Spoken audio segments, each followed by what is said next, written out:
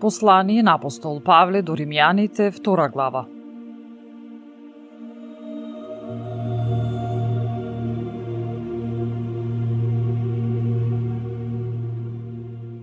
И така, немаш изговор од човеку кој да си ти, зашто со каков суд судиш друг, со таков се осудуваш сам, бидејќи ти кој судиш го правиш истото. А знаеме дека Божиот суд кој паѓа врз оние кои вршат такви работи е според вистината. Зар мислиш од човеку дека ќе го избегнеш Божиот суд?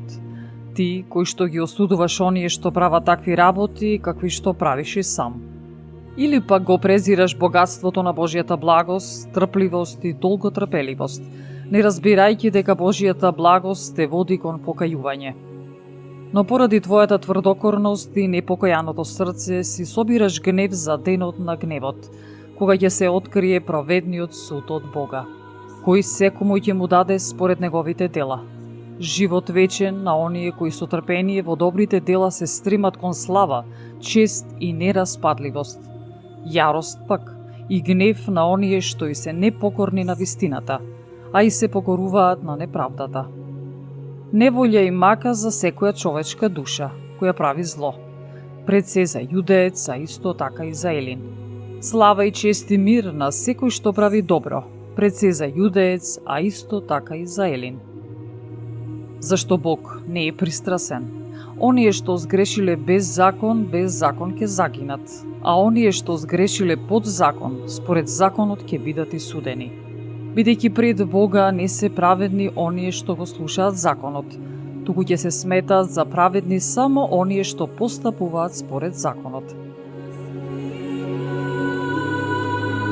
Зашто секогаш кога незнабожците кои немаат закон природно ги извршуваат одредбите на законот, тогаш тие, иако немаат закон, се закон на самите себе.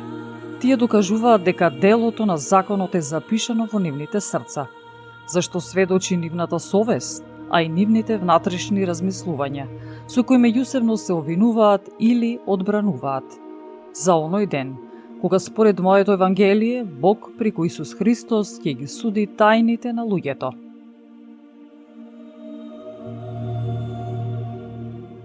Ете, ти се нарекуваш јудеец и се потпираш на законот, и со Бога се фалиш, ја знаеш волјата Негова, и повеќе разбираш што е подобро зашто се поучуваш од законот. И уверен си дека си водач на слепци, а светлина на оние што се во мрак. Наставник на неразумни, учител на младината, зашто образец на знаењето и вистината имаш во законот.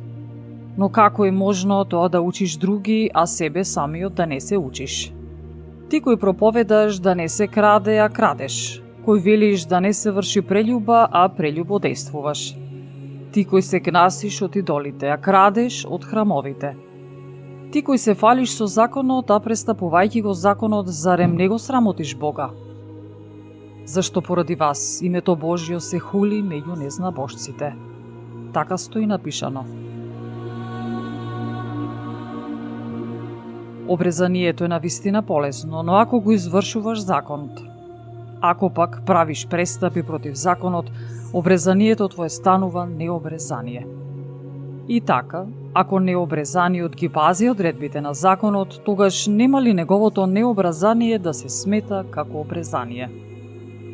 И необрезаниот по тело, извршувајќи го законот, нема ли да те осуди тебе, кој покрај писмо и обрезание си станал престапник на законот? Зашто не е прав јудеец оној кој е таков по надворешност, ниту право обрезание она кој е надворешно, врз телото, туку оној кој е внатрешно таков, и она обрезание што е во срцето по дух, а не по буква. Неговата пофалба не потекнува од луѓето, туку од Бога.